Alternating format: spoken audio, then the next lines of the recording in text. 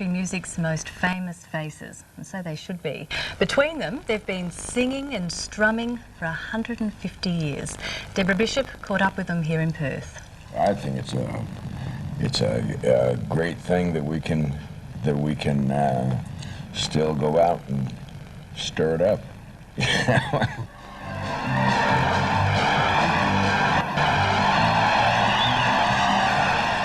They're country music's big guns, firing on all fours.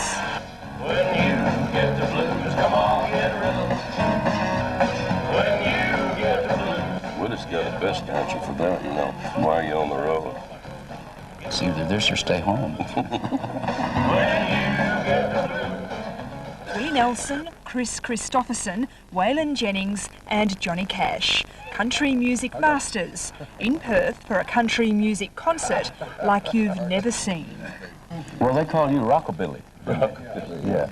40 years ago this week, a 23-year-old country kid called Johnny Cash hit the radio waves in Australia. Was it really? Well, thanks for knowing that. But I'm glad to know that, yeah. 40 years ago? I remember when it came out.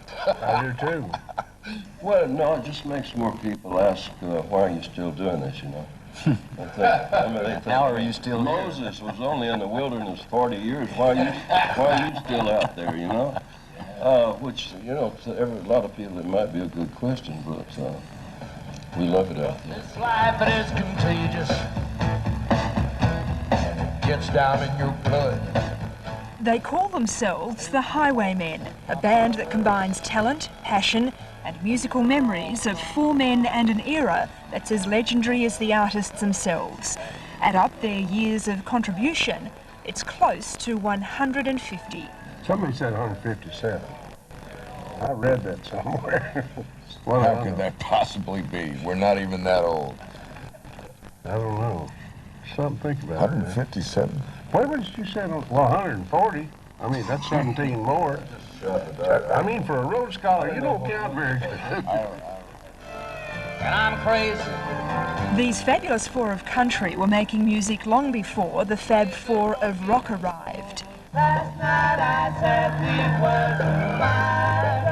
were 25 years after the Beatles broke up, they're back making headlines this week with a brand new single.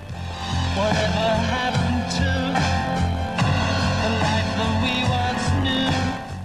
For years, the Beatles blitzed all other music. But ask these guys and they'll tell you the Beatles were born from country. But to me, that's what it sounded like. It was a cross between country and rock and roll, yeah.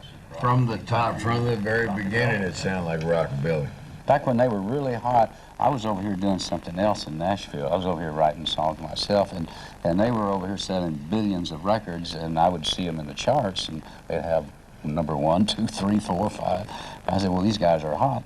Country music cooled down at the height of the Beatles' success, but it's the man in black, Johnny Cash, credited with keeping country alive. No. There's no hope for that. That was never my intention to save country. I think you did something, though. I mean, I think, because about the time you came along, country music was in a bad slump. That's really where my heart is, and the old ballads, the 3-chord love song, which is about all I know is 3 chords, and the folk songs, the story songs, the railroad songs. So it's really traditional grassroots country that is really my love in the music. Like a bird on a wire. Ein Titel, der ein Auftrag ist für den Papst wie für mich.